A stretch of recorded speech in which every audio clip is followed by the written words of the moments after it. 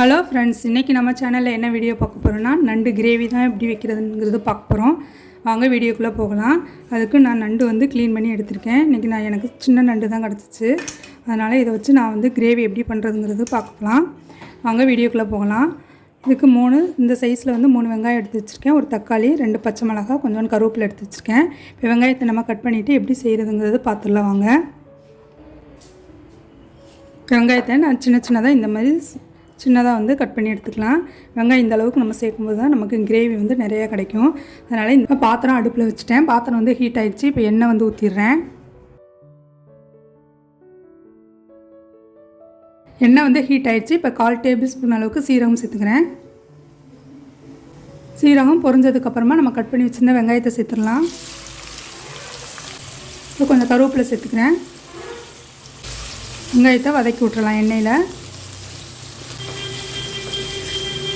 வெங்காயம் ஒரு 5 மினிட்ஸ்க்கு வந்து வதங்கட்டும். அதுக்கடையில் நம்ம இந்த கிரேவி செய்கிறதுக்கு தேவையான மசாலா வந்து அரைச்சிடலாம்.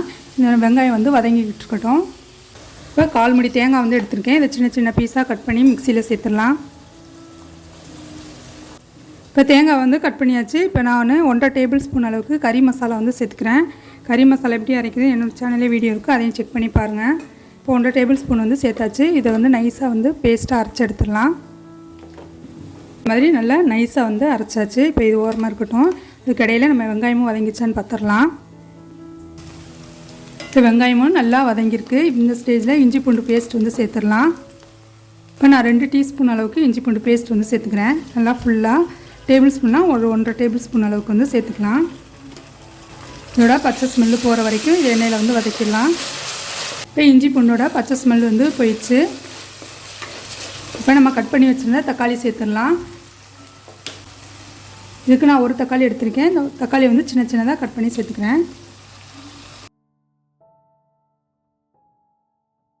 கிரேவிக்கு தேவையான அளவுக்கு உப்பு சேர்த்துடலாம். உப்பு சேர்த்து வதக்கும்போது தக்காளியும் சீக்கிரமாக மசிஞ்சு வந்துடும். அதனால் இப்போவே உப்பு சேர்த்துக்கலாம்.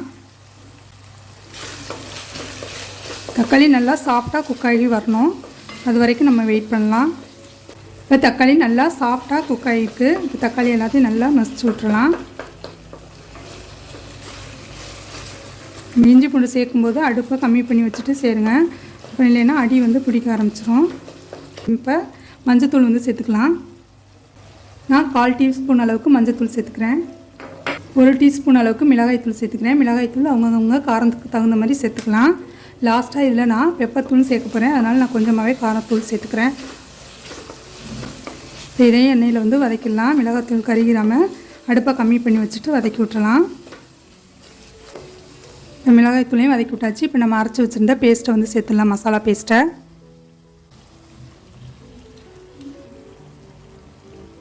மசாலாவுடைய ஸ்மெல்லு போகிற வரைக்கும் நம்ம எண்ணெயில் வந்து இதை வதக்கி விட்டுறலாம்.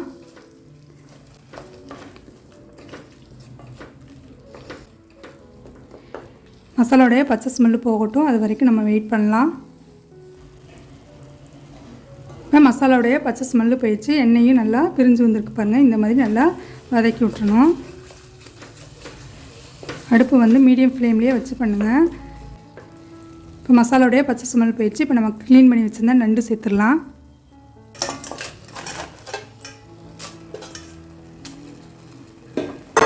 நண்டை நல்லா மசாலா கூட மிக்ஸ் பண்ணிவிட்டு அதுக்கப்புறமா தண்ணி வந்து சேர்த்துக்கலாம். இது கிரேவினால் நாம் வந்து தண்ணி சேர்க்கணும். இப்போ நம்ம ட்ரையாக பண்ண போகிறோம்னா தண்ணி எதுவும் சேர்க்க தேவையில்லை. நண்டுலேருந்தே தண்ணி வரும். இப்போ நம்ம கிரேவி மாதிரி செய்ய போகிறதுனால நான் வந்து தண்ணி சேர்க்குறேன். இப்போ நண்டை நல்லா மசாலா கூட மிக்ஸ் பண்ணியாச்சு. இப்போ நம்ம வந்து தேவையான அளவுக்கு தண்ணி ஊற்றிடலாம். தேங்காய் அரைச்சி சேர்த்துருக்கோம். அதனால் நல்லா கட்டியாகவே வரும்.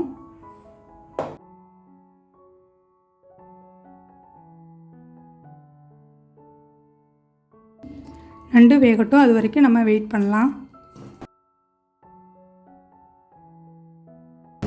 இப்போ ஹை ஃப்ளேமில் வந்து ஒரு 5 மினிட்ஸ் வந்து கொதிக்க வச்சாச்சு.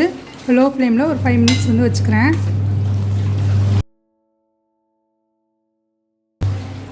வந்து அப்பப்போ திறந்து கிண்டி விட்டுக்கணும், இல்லைன்னா அடியில் வந்து பிடிச்சிரும். நண்டு கிரேவி வந்து ரெடி ஆகிடுச்சு. லாஸ்ட்டாக நம்ம பெப்பர் தூள் வந்து சேர்த்து ஒரு பெரட்டு நமக்கு ஆஃப் பண்ணோம்னா நம்ம நண்டு கிரேவி வந்து ரெடி ஆயிரும். இந்தளவுக்கு மிளகுத்தூள் வந்து சேர்த்துக்கிறேன். நண்டு வந்து வாயு, அதனால் நம்ம மிளகுத்தூள் சேர்க்கும்போது அந்த வாயு வந்து கொஞ்சம் கம்மியாகும். மிளகுத்தூள் சேர்த்து நல்லா பரட்டி விட்டுறலாம். சும்மா ஒரு 2 நிமிஷத்துக்கு மட்டும் வதக்கிட்டு நம்ம ஆஃப் பண்ணிடலாம். சூப்பராக நம்மளுடைய நண்டு கிரேவி வந்து தயாராகிடுச்சு. உங்களுக்கு இந்த அளவுக்கு ட்ரையாக வேணான்னா இதுக்கு கொஞ்சம் முன்னாடியே நம்ம வந்து ஆஃப் பண்ணிடலாம்.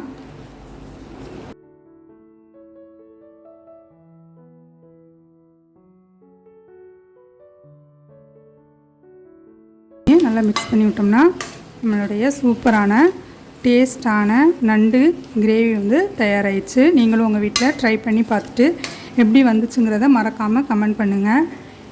கறி மசாலா எப்படி அரைக்கிறது என்னோடய சேனலில் வீடியோ இருக்குது, அதை செக் பண்ணி பாருங்கள்.